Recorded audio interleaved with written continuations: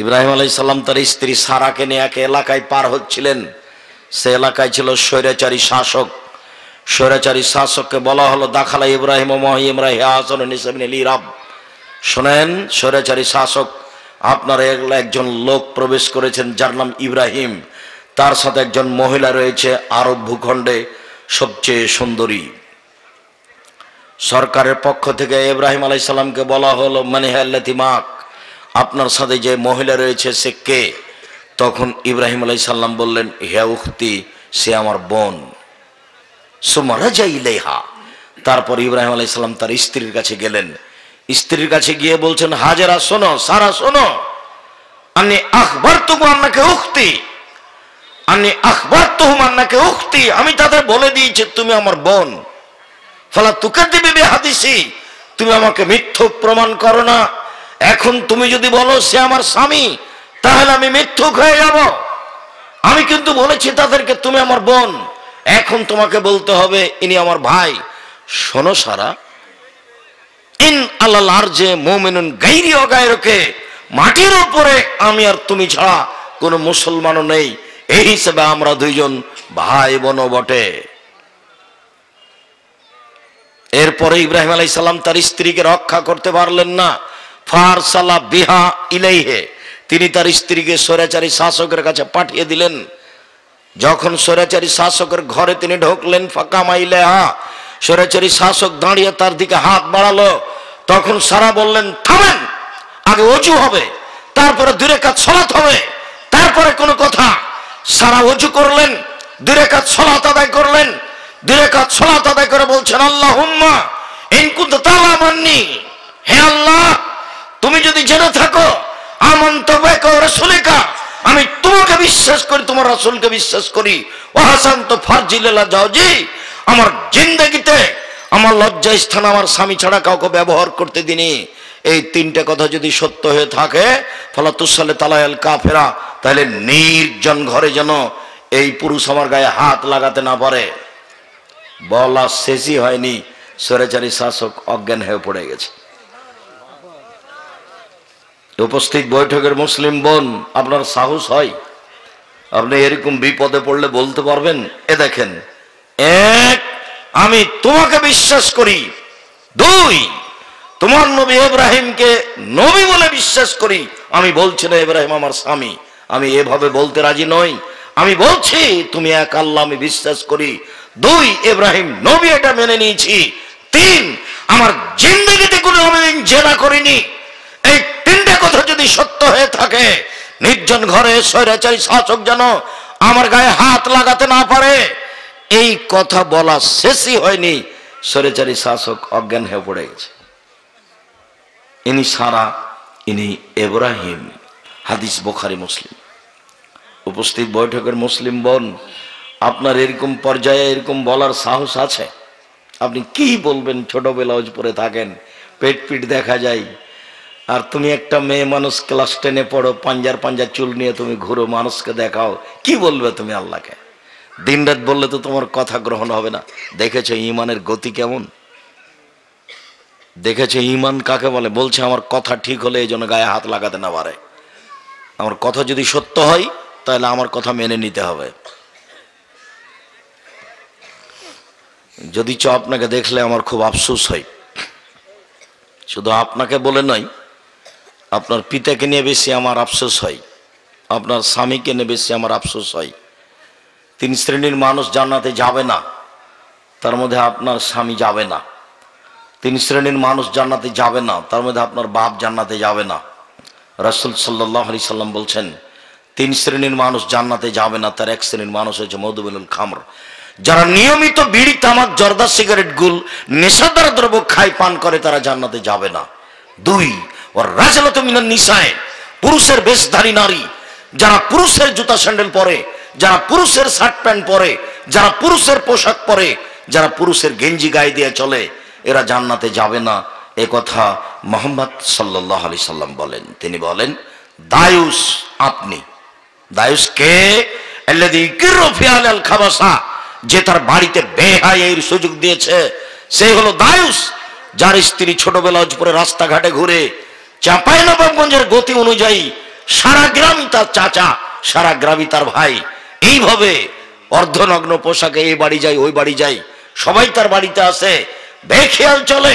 চাঁপাইনবাবগঞ্জের কারণে ধর্ম পাগল হয়ে যায়নি, চাঁপাইনবাবগঞ্জের বিবাহের নীতিতে ধর্ম পাগল হয়ে যায়নি। সেদিন আমি বলে গেছি যে চাঁপাইনবাবগঞ্জের বিবাহের ব্যাপারে যত নীতি আছে, বিশেষ করে বিবাহের, চাঁপাইনবাবগঞ্জের বিবাহের শুরু থেকে শেষ পর্যন্ত একটা কাজও জায়েজ নয়।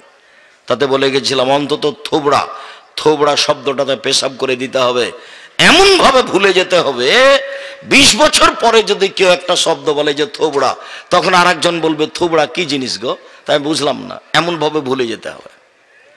ডুলি বিবি এমন ভাবে ভুলে যেতে হবে, 20-30 বছর পরে যদি কেউ ডুলি বিবি শব্দটা ব্যবহার করে, তাহলে আরো 5 জন বলে উঠবে যে ডুলি বিবি কি জিনিস, আমরা তো কোনোদিন শুনিনি। এভাবে ভুলে যেতে হবে। শরীয়ত পাগল হয়নি যে একটা মেয়ে মানুষ বসে থাকবে আর সারা গ্রামের লোক ক্ষীর তুলে তার মুখে দিবে। ধর্মকেরই এমন হতে পারে? কিভাবে চলছে আমি নিজেও জানি না। সম্মানিত দিনী ভাই বোন, বলছিলাম উপস্থিত বৈঠকের মুসলিম বোন, 3 শ্রেণীর মানুষ জান্নাতে যাবে না। 1, নিয়মিত বিড়ি, তামাক, জর্দা, সিগারেট, গুল, নেশাদার দ্রব্য খায় পান করে যারা, তারা যাবে না। 2, রাজরাত মিনান নিসায়ে, পুরুষের বেশধারী নারী, যারা পুরুষের পোশাক পরে চলে, তারা জান্নাতে যাবে না। 3, দায়ুস, যারা বাড়িতে বেহায়ার সুযোগ দিয়েছে, তারা জান্নাতে যাবে না। উপস্থিত বৈঠকের মুসলিম বোন, এই মুহূর্তে আপনাকে লক্ষ্য করে আরো 2টা কথা বলে রাখি। আবু হুরায়রা রাদিয়াল্লাহু তাআলা আনহু বলেন, রাসূল সাল্লাল্লাহু আলাইহি সাল্লাম বলেছেন, সিনফান মিন আহলিন নার, 2 শ্রেণীর মানুষ জাহান্নামে যাবে, লাম আরাহুম, আমি তাদের দেখিনি। পৃথিবীর মানুষ শুনে রেখো, 2 শ্রেণীর মানুষ জাহান্নামে যাবে, আমি মুহাম্মদ সাল্লাল্লাহু আলাইহি সাল্লাম তাদের দেখিনি। 1, কওমুন মাহুম সায়াতুন, 1 শ্রেণীর মানুষ তাদের হাতে থাকবে লাঠি, কাজনাবিল গাবাকারে, গাভীর লেজের মতো। 1 শ্রেণীর মানুষ তাদের হাতে থাকবে লাঠি, গাভীর লেজের মতো, একদিক মোটা একদিক চিকন, এদরে বুনা বিহান্নাস, তা দিয়ে তারা মানুষকে মারবে। এই শ্রেণীর মানুষ জাহান্নামে যাবে। 2, নিসাউন, মহিলা, কাসিয়াতুন, কাপড় পরে থাকে, আরিয়াতুন, উলঙ্গ। কাপড় পরে মানুষ উলঙ্গ হয়, এই কথা আল্লাহ রাসূল বলছে। নিসাউন, মহিলা, কাসিয়াতুন, কাপড় পরে থাকে, বসো। ওই ছেলে বসতে বসতে উঠছে কেন? আপনার পাশ আপনি দেখেন না? আমি কি চাঁপাইনবাবগঞ্জ থেকে এখানে নির্বাচনে এসেছি, আর আপনি এসেছেন বক্তব্য শুনতে, আপনার একটু শরম হয় না কেন? কি প্রয়োজন হয়ে গেল? আমি কথা বলবো, আপনি চায়ের স্টলে গিয়ে বসে থাকবেন? আমি ইউসুফ জুলাইখার কাহিনী বলতে এসেছি, আপনি বাদাম খাবেন আর জুলাইখার কাহিনী শুনবেন? 32 বছর থেকে বক্তব্য দিচ্ছি, 32 বছর থেকে। 32 বছরে কোনোদিন আমি অপ্রয়োজনীয় বাক্য বলিনি, অপ্রয়োজনীয়। 32 বছর আমি কোনোদিন কেসা কাহিনী বলিনি, 2-1 দিনের চ্যালেঞ্জ নয়, পুরো 32 বছর। 32 বছর আমি কোনোদিন কোনো মাযহাব নিয়ে কথা বলিনি। 32 বছর আমি কোনোদিন সরকারকে নিয়ে কথা বলিনি। একটা বাক্য বের করা যাবে না। সব বক্তব্য নেটে আছে, সারা পৃথিবী জুড়ে আছে। 32 বছর আমি কোনোদিন মানুষের কাছে পথ খরচ পাতেও চাইনি। কেউ যদি কোনোদিন বলে দিতে পারে আব্দুর রাজ্জাক সাহেব একদিন আমার কাছে পথ খরচ পাতেও চেয়েছিল, এটা প্রমাণ হয়ে গেলে জাতির সামনে আর জিন্দেগিতে কোনোদিন যাব না। পুরো 32 বছর চ্যালেঞ্জ, কোনোদিন একটা অপ্রয়োজনীয় বাক্য বলিনি, অপ্রয়োজনীয় বাক্য। জীবনে কোনোদিন কেসা কাহিনী বলিনি, 1 মিনিটের জন্য না, একটাও না। জীবনে কোনোদিন নিজের পরিচয় দিইনি। মানুষ যখন চাপ দিয়ে বলেছে বিজ্ঞাপন পোস্টারে লিখবো, কিভাবে লিখবো একটু কিছু বলেন, তখন আমি বলেছি আমার নাম আব্দুর রাজ্জাক আর আমার বাপের নাম ইউসুফ, বাপ বেটা মিলে আব্দুর রাজ্জাক বিন ইউসুফ। এর চেয়ে বেশি বলিনি। আপনাকে আমি অনেক ভালোবাসি, ভদ্রতা বজায় রেখে চুপচাপ বসে আলোচনা শুনুন। আপনার জন্য আমি এসেছি এবং কষ্ট করে এসেছি, আপনাকে ভালোবাসি, আমি আপনার জন্য এসেছি। আপনি যথাযথভাবে মূল্যায়ন করার চেষ্টা করুন, আপনার কিছু না কিছু উপকার করবো ইনশাআল্লাহ। সম্মানিত দিনী ভাই বোন, বলছিলাম নিসাউন, মহিলা, কাসিয়াতুন কাপড় পরে থাকে, আরিয়াতুন উলঙ্গ। এ কথা আল্লাহর নবী বলছেন। ওই যে ছোট ব্লাউজ পরে শাড়ি পরে আছে, এটাই উলঙ্গ পোশাক। ওই যে সালোয়ার কামিজ পরে আছে নগ্ন পোশাকে, মাথার চুল ছেড়ে স্কুল কলেজে যাচ্ছে, এটাই উলঙ্গ পোশাক। পোশাক উলঙ্গ হয় সেটা কোনটা? এটা তো আল্লাহর নবী বলছেন, হাদিস তো বুখারী মুসলিম। মুমিনাতুন পুরুষকে নিজের দিকে আকৃষ্ট করে, মাইলাতুন তারা নিজেরা পুরুষের দিকে আকৃষ্ট হয়। লায়াত খোল্লান জান্নাত, তারা জান্নাতে যাবে না। জান্নাতে তো যাবে না ওয়ালা ইয়াজিদনা রিহা, তারা জান্নাতের গন্ধ পাবে না। ফাইনা রিহা লা তুজাদু মিন মাসরাতে কাদা ওয়া কাদা, যে জান্নাতের গন্ধ 1 বছরের দূরত্ব পথ থেকে পাওয়া যায়, এটা জান্নাত। এখানে যদি একটা দ্রুতগামী ঘোড়া দৌড়াতে আরম্ভ করে এখান থেকে 1 বছর দৌড়িয়ে যেখানে যাবে, সেইখানে যদি আপনি দাঁড়ান, আপনি এই জান্নাতের গন্ধ পাবেন। এই মহিলারা জান্নাতের গন্ধ পাবে না। হাদিস বুখারী মুসলিম। হাদিস বুখারী মুসলিম মানে আম গাছে জাম ধরে না, ধরে যেতে পারে। অমাবস্যার রাতে চাঁদ উঠে না, উঠে যেতে পারে। সুঁয়ের ছিদ্র দিয়ে লাঙ্গলের পা ঢোকে না, ঢোকে যেতে পারে। আম গাছে জাম ধরে যেতে পারে, অমাবস্যার রাতে চাঁদ উঠে যেতে পারে। সুঁয়ের ছিদ্র দিয়ে লাঙ্গলের পা ঢোকে যেতে পারে। অবাস্তব কাজগুলি ঘটে যেতে পারে। আমি আব্দুর রাজ্জাক বিন ইউসুফ যে কথা বললাম, কিয়ামত পর্যন্ত যে চেষ্টা করা যায়, সরিষা ঢোকানো যাবে না, যা বলছি তাই থাকবে। তার নাম বুখারী মুসলিম। 32 বছর থেকে বলছি, বাক্যকে কোনোদিন উল্টিয়া ধরেনি, আমিও কোনোদিন উল্টিয়া ধরিনি। সম্মানিত দিনী ভাই বোন, 30 বছর থেকে বলছি, এটা মানুষের বানানো দোয়া। দেখুন উপজেলা চেয়ারম্যান সাহেব একবারে এক পাতা।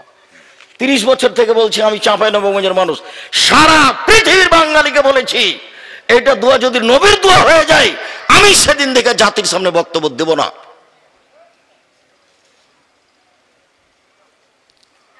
সম্মানিত দিনী ভাই বোন, আপনাকে আমি মূল্যায়ন করতে চাই।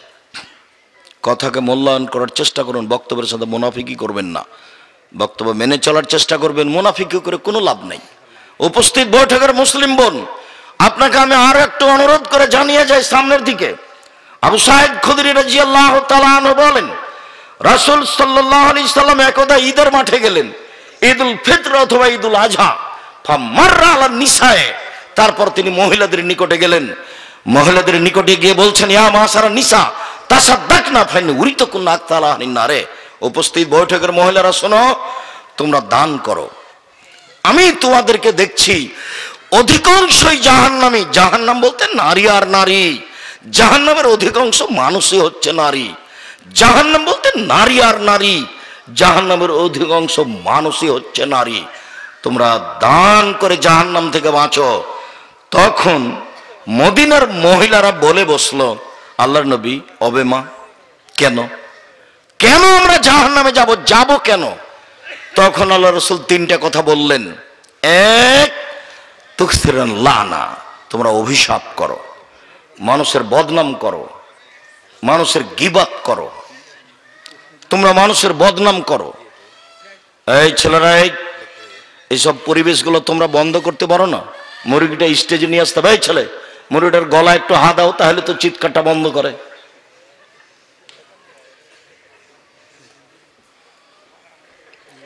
ওসবগুলো ওই দূরে রাখবেন, এখানে কেউ স্টেজে নিয়ে আসবেন না। সম্মানিত দিনী ভাই বোন, বলছিলাম মদিনার মহিলারা বলে বসলো, আল্লাহর নবী, আমরা বেশিরভাগ মানুষ জাহান্নামে যাব কেন? তিনি উত্তরে 3টা কথা বললেন। এক, তুকসিরান লানা, তোমরা বদনাম করো মানুষের, তোমরা মানুষের উপরে অভিশাপ করো। নারী মহিলাদের চেয়ে বেশি অভিশাপ করে, বদনাম করে, ছোট কথাতেই লেগে যায়। ওদিকে চাউল ধার করতে এসে বলছে, বুবু কিছু চাউল দাও তো। শুনেছো বুবু? কি? ওই যে ওই কথা কি বলছে, চাউল আগে ধার বাদ দিয়ে আগে এটা শুরু করে দিল। কি বলছে আগে বলো, তারপরে কোনো কথা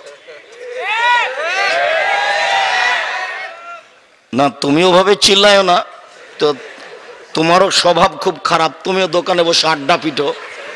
হ্যাঁ, তোমার একটু লজ্জা করা দরকার। হাসি দিয়ে আমাকে কি দেখাচ্ছ, দাঁত কেলে আমাকে কি দেখাচ্ছ? তুমি যা যুবক মানুষ, তোমার হাতে বড় মোবাইল আছে, প্যান্টটা টাকানোর নিচে আছে, দাড়িটা চাঁচা আছে, তোমার মা নেই, তোমার বাপও নাই, তোমার মা আছে, এটা তুমি যদি প্রমাণ করতে পারো, আমি আব্দুর রাজ্জাক বিন ইউসুফ আর বক্তব্য দেব না। তোমার বয়স এখন 15, তুমি নামাজ পড়ো না, তোমার বাপ আছে, এটা যদি তুমি প্রমাণ করতে পারো, আমি আব্দুর রাজ্জাক বিন ইউসুফ বক্তব্য দেবো না। মধ্যে চলে আসলাম, আগে প্রমাণ করব তোমার মা নেই, প্রমাণ করব তোমার বাপ নেই, তারপরে আগাবো। মধ্যে আমি কথার মাঝে আছি। চলো দেখি তোমার মা নাই, আগে প্রমাণ করি। তোমার ছোট ভাইটা তোমার পাশে বসে আছে, প্যান্টটা টাকানোর নিচে আছে, দেখো। তোমার মা এখানে বসে আছে, তোমার বড় বোন আছে একটা, ছোট বোন আছে একটা, ক্লাস 10-এ পড়ে, শীতের দিন মাথায় কাপড় না দিয়ে পাঞ্জার পাঞ্জার চুল নিয়ে দাঁড়িয়ে আছে। ওখানে তোমার মাও আছে, এটা তোমার মা নয়, এটা তোমার খালা, এটা তোমার সৎ মা। আমি তোমার খালা প্রমাণ করব, না হয় সৎ মা প্রমাণ করব। আগে শোনো, হাদিস বুখারী মুসলিম।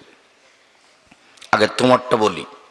তুমি যেভাবে আমাকে স্বাভাবিক ভেবেছ তা নয়, তুমি হেসে উঠে নিজেকে সফল মনে করিও না। জাবের রাদিয়াল্লাহু তাআলা আনহু বলেন, আমরা একদা রাসূলের সাথে যুদ্ধ করে আসছিলাম, মদিনায় ঢুকবো। তা আল্লাহ রাসূল বলেন, এই শোনো, রাতে আমরা বাহিরে থাকবো, সকালে মদিনায় প্রবেশ করব। আমি জাবের বললাম, আল্লাহর নবী, আমি নতুন বিবাহ করেছি, আমাকে বাড়ি যেতে অনুমতি দেন। তখন আল্লাহ রাসূল বলছেন, বিকরা নাম সাইয়্যিবা, তুমি তালাক প্রাপ্তা মেয়ে বিবাহ করেছো না কুমারী মেয়ে বিবাহ করেছো? তখন জাবের বলছেন, সাইয়্যিবা, তালাক প্রাপ্তা মেয়ে বিবাহ। এই ছেলে, ওদিকে কি হচ্ছে তোমাকে দেখার প্রয়োজন নেই, যারা ওখানে আছে তারা কন্ট্রোল করবে। আর যারা আপনারা কাজ করছেন তারা একটু মুখ বন্ধ করে করবেন, তাহলে সহজ হবে আমাদের। আল্লাহর নবী, আমি তালাক প্রাপ্তা মেয়ে বিবাহ করেছি। তো আল্লাহ রাসূল বলছেন, আরে হাল্লা বিক্রান্ত তোলায় বাহা তোলায় বোকা, কুমারী মেয়ে কেন বিবাহ করলে না? তুমি তার সাথে খেলতে, ও তোমার সাথে খেলতো। আরে তুমি কুমারী মেয়ে কেন বিবাহ করলে না? তুমি তার সাথে খেলতে, ও তোমার সাথে খেলতো। আরে তুমি অবিবাহিতা মেয়ে কেন বিবাহ করলে না? তুমি তার সাথে খেলতে, ও তোমার সাথে খেলতো। এই পর্যন্ত তো আল্লাহর নবী বললেন। এবার দেখেন জাবের কি বলছেন। জাবের বলছেন, আল্লাহর নবী, আমার পিতা উহুদের যুদ্ধে শহীদ হয়েছেন 6 জন মেয়ে রেখে, আমার 6 জন বোন আছে। আল্লাহর নবী, আমার বাপ উহুদের যুদ্ধে শহীদ হয়েছেন 9 জন মেয়ে রেখে, আমার 9 জন বোন আছে। আমার বোনদের সমবয়সের মেয়েকে বিবাহ করিনি 4টা কারণে। এই 4টা কারণ তোমার মায়ের মধ্যে থাকতে হবে, এটাই জরুরি। এক খেলে চেয়ে থাকবে, কারো গায়ে হাত দিয়ে বসে আছো নাকি? রেডি হও, এক খেলে আমার দিকে চেয়ে থাকো। সম্মানিত দিনী ভাই মুরব্বী, আপনাকে আমি অনুরোধ করছি, আপনাকে আমি অনেক ভালোবাসি, আপনি আমার দিকে এক খেলে চেয়ে থাকবেন। আল্লাহর নবী বললেন, তুমি কুমারী মেয়ে কেন বিবাহ করলে না? তো এখন জাবের বলছেন, আল্লাহর নবী, আমার বাপ উহুদের যুদ্ধে শহীদ হয়েছেন 9 জন মেয়ে রেখে, আমার 9টা বোন আছে। আমার বোনদের সমবয়সের মেয়েকে আমি বিবাহ করিনি 4টা কারণে। এক, লেতুয়াল্লেমা হন্না, লেতুয়ার দেবা হন্না, আমার স্ত্রী যেন আমার বোনদেরকে শিষ্টাচার শিখাতে পারে। কুমারী মেয়েকে বাড়িতে নিয়ে আসলে, আমার বোনদের সমবয়সের মেয়েকে বাড়িতে নিয়ে আসলে আমার বোনদেরকে শিষ্টাচার শিখাতে পারবে না।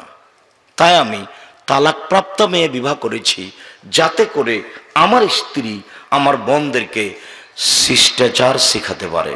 মা মানে বাচ্চাকে শিষ্টাচার শিখাবে। শিষ্টাচার, শিষ্টাচার কি জিনিস? শিষ্টাচার, আম্মু পানি খাওয়ার সময় ডান হাতে গিলাস ধরবা, বসে পানি পান করবা, 3 শ্বাসে করবা, শিষ্টাচার। আম্মু মসজিদে প্রবেশের সময় ডান পা আগে ঢোকাবা, বাম পা পরে, শিষ্টাচার।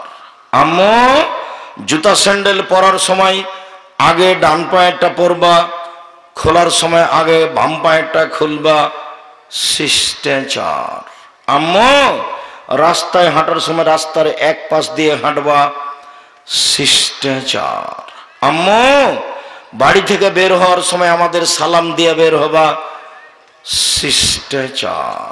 আম্মু মোবাইলে রিং হচ্ছে, অন করে দিয়ে বলবা, আসসালামু আলাইকুম। হ্যালো বলো না আম্মু, হ্যালো বলে কুকুরকে ডাকে। শিষ্টাচার, মাও তো শিষ্টাচার, মাকেও তো জানতে হবে, তারপরে তো বলবে। ভালো করে বুঝতে পারছেন না। জাবের রাদিয়াল্লাহু তাআলা আনহু তার বোনদের সমবয়সের মেয়েকে কেন বিবাহ করেনি তার কারণ উল্লেখ করছে, বোঝা যায়নি মনে হয়। তো তাই 1 নম্বরে তিনি বললেন, আমি বেশি বয়সের মেয়ে বিবাহ করেছি আমার বোনদেরকে যেন শিষ্টাচার শিখাতে পারে, তার নাম মা। তুমি বলো তোমার ছোট ভাইটা একটু পরে আসছে, সে হাদিস টাকনুর নিচে প্যান্ট পরে যে সে জাহান্নামে যাবে, তার সাথে কোনো কথাই নাই। তোমার ভাইয়ের প্যান্টটা তোমার মা রোজ পরায়, রোজ পরিষ্কার করে, এটা তোমার মা? এটা তোমার মা নয়, এটা তোমার খালা, এটা তোমার সৎ মা। তুমি বলে দিও আব্দুর রাজ্জাক সাহেব বলে গেছেন আপনি নাকি আমার খালা। কোন সাহসে ও মা বলে স্বীকৃতি দিতে আমি দেখব। আমি আব্দুর রাজ্জাক বিন ইউসুফ আমার জীবনে কোনোদিন আমি অপ্রয়োজনীয় বাক্য বলিনি। 2, তুয়াল্লে মহন্না, আমার স্ত্রী যেন আমার বোনদেরকে বিদ্যা শিখাতে পারে। বিদ্যা, আম্মু রাতে ঘুমানোর সময় সূরা মুলক পড়ে ঘুমায়, তাহলে কবরের শাস্তি হবে না। আম্মু সূরা ইখলাস 3 বার পড়ো সকাল সন্ধ্যা। 3 বার পড়লে 1 বার কোরআন মাজিদ পড়ার সমান নেকি হয়। আম্মু রাতে ঘুমাতে গিয়ে যদি দেখো খারাপ স্বপ্ন, তাহলে যেই কাতে শুয়েছিলে কাত পরিবর্তন করবা আর মুখে বলবা নাউজুবিল্লাহি মিন যালিক, আর একটু থুতু ফেলবা বাম দিকে, ফু ফু ফু। তারপরে যদি আম্মু তোমাকে খারাপ লাগে তাহলে 2 রাকাত সালাত নামাজ পড়ে নিও, 2 রাকাত। খারাপ স্বপ্নের ফলাফল হলো এটা।